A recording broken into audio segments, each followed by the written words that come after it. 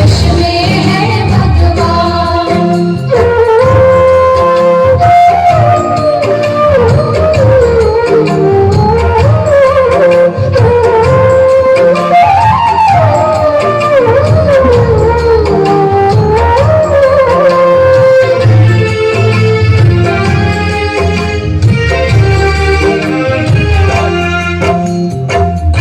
जन्माष्टमी का दिन आया, दुर्भाग्य से बुढ़िया माई की तबीयत खराब हो गई।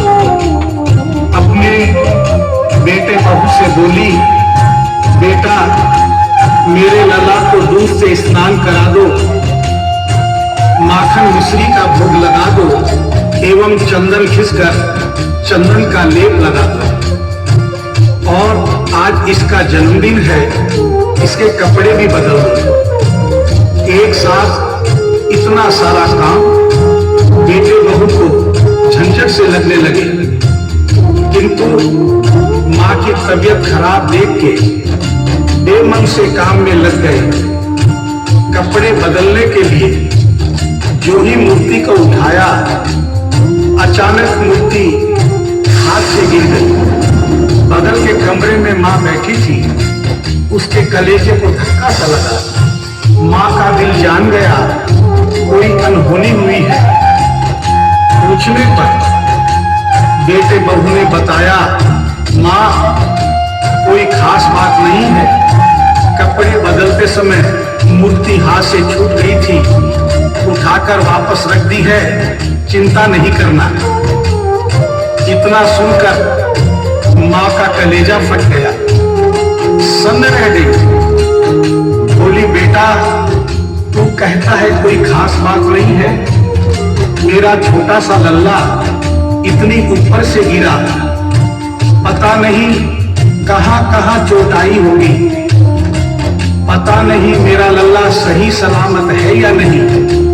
अपने बेटे बहू से बोली, ओ लल्ला लल्ला पुकारे, हाय क्या जुल्म हुआ रे, बुढ़ापा बिगड़ गया जी, लाल मेरा कैसे गिरा रे।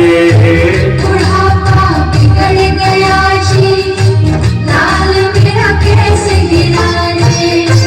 जाओ डॉक्टर को लाओ, लाल का हाल दिखाओ, अगर इसको कुछ हो गया मुझे भी मार गिराओ। अगर इसको कुछ हो गया मुझे भी मार गिराओ।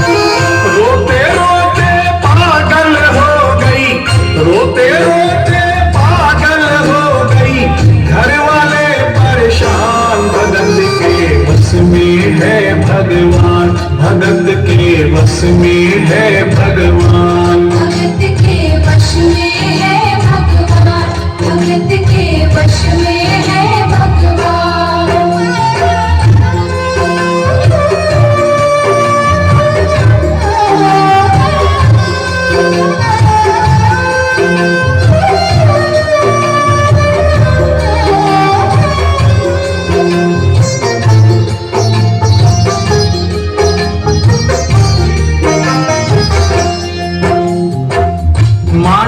बुलाने के लिए जिद करने लगी। बेटे बहू ने लाख समझाया पर मां नहीं मानी। बेटा जोर से बोला, मां तो पागल हो गई है, एक मूर्ति के लिए डॉक्टर बुला रही है। पड़ोसी देखेंगे डॉक्टर को और ये सारा किस्सा सुनेंगे तो हंसेंगे और कहेंगे माँ तो पागल है ही, बेटे बहू भी पागल है। माँ के कहने में आकर मूर्ति के लिए डॉक्टर बुलाया है। बुढ़िया माई का रोना धोना सुनकर पड़ोसी इकट्ठे हो गए।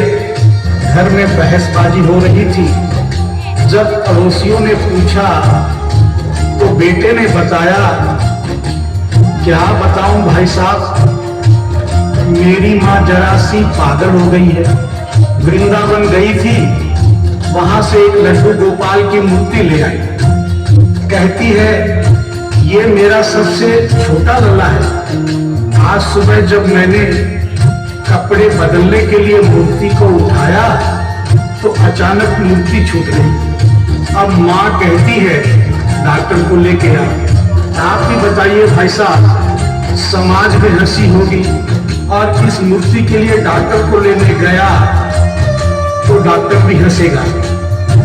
पड़ोसियों में एक बूढ़ा पड़ोसी बड़ा समझदार था। उसने बेटे को समझाया, देख बेटा, बुढ़ापे में और बचपन में कोई फर्क नहीं होता।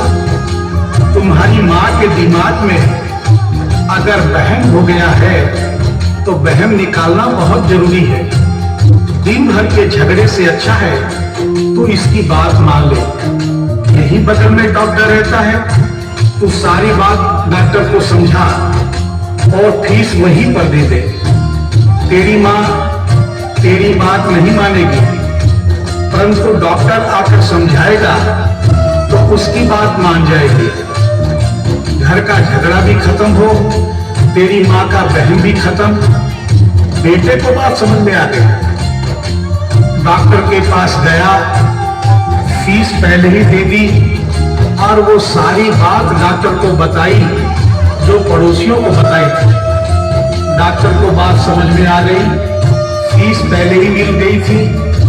डॉक्टर तुरंत तैयार हो गया। डॉक्टर घर पर आया और उस मूर्ति को दूर से ही देखकर बोला, छुआ भी नहीं। बना पीतल से मैया ये तेरा शाम सलाना, बड़ा बेजान है ये जैसे मिट्टी का खिलौना। बड़ा बेजान है ये जैसे मिट्टी का खिलौना। सारी दुनिया में ढूंढो वहम की दवा नहीं है, चोट पीतल को आए ऐसा तो हुआ नहीं है। चोट पीतल को आए ऐसा तो हुआ नहीं है। केवल तेरी ममता है ये, केवल तेरी ममता है ये, मूर्ति है बेजान। भगत के वश में है भगवान, भगत के वश में है भगवान। भगत के वश में है भगवान, भगत के वश में है भगवान।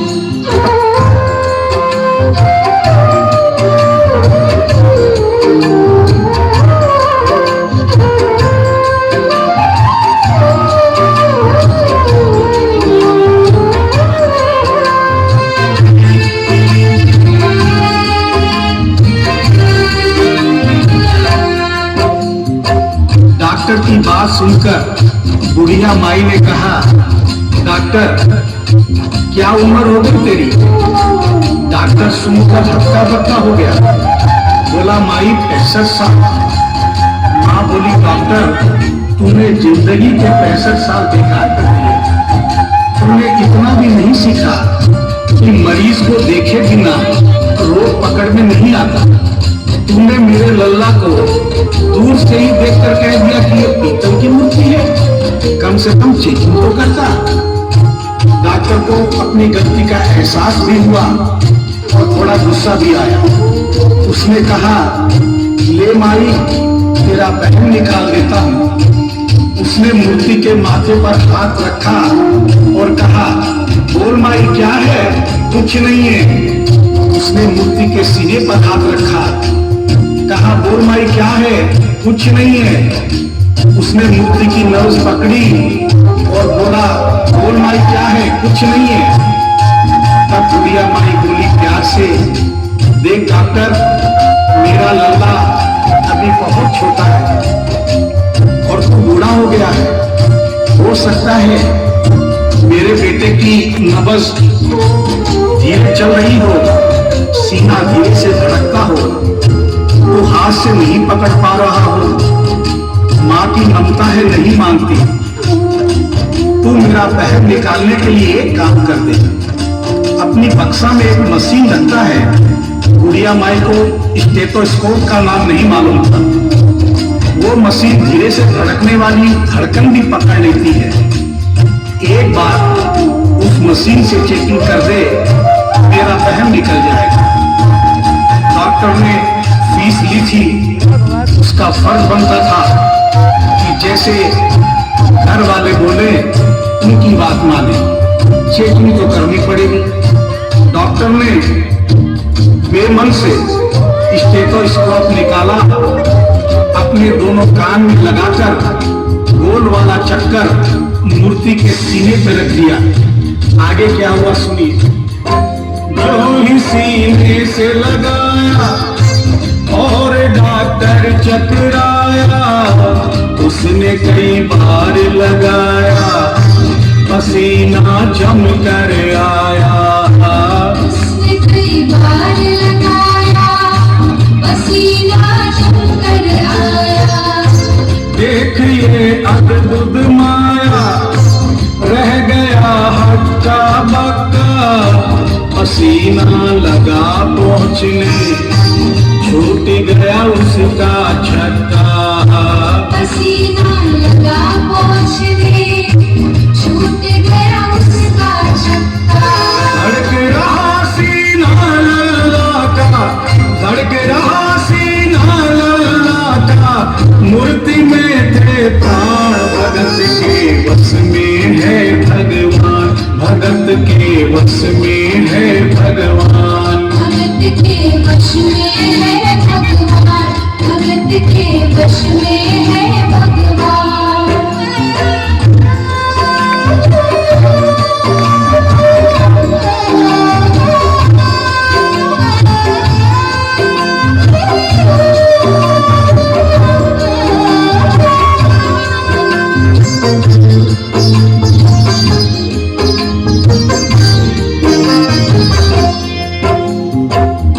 मूर्ति का सीना धड़क रहा था। डॉक्टर के होश उड़ गए, हाथ कांप रहे थे। मन में सोच रहा था, अभी तक तो बुढ़िया माई को बहन था, कहीं मुझे तो बहन नहीं। उसने सैकड़ों बार चेकिंग की, धड़कन चल रही थी। डॉक्टर ने स्टेथोस्कोप अपने कान से निकाला और पसीने से लथपथ जमीन पर बैठ गया। बुढ़िया माई ने पूछा, डॉक्टर कुछ समझ में आया? मेरे लल्ला को क्या हुआ? अब तो ठीक है। डॉक्टर ने बड़ी हिम्मत बटोर कर कहा, मैया मैं डॉक्टर हूँ, नब्ज देखकर सारी बीमारी पकड़ लेता हूँ। भैया मुझे सारा माजरा समझ में आ गया है। जो कन्हैया के दिल की धड़कन सुन ले, उसकी आत्मा में तो ज्ञान हो ही जाता है। डॉक्टर को भी ज्ञान हो गया था। माँ तू ये मत सोचना कि मूर्ति तेरे बेटे बहू के हाथ से गिर गई। बेटे बहू को दोष मत देना, उन्हें नहीं डांटना। माँ तेरा लल्ला कैसे गिरा ये डॉक्टर जान गया है। मेरी बक्सा में ऐसी कोई दवाई नहीं जो तेरे लल्ला के लिए बनी हो। डॉक्टर को आत्मा में ज्ञान होने से उसने बड़ी भक्तिपूर्ण और भावनापूर्ण बात माँ को बताई कि माँ इसकी एक ही दवाई है जो किसी डॉक्टर के पास नहीं, माँ वो सिर्फ तेरे पास है। माँ से मिलने की खातिर ये लल्ला मचल गया था,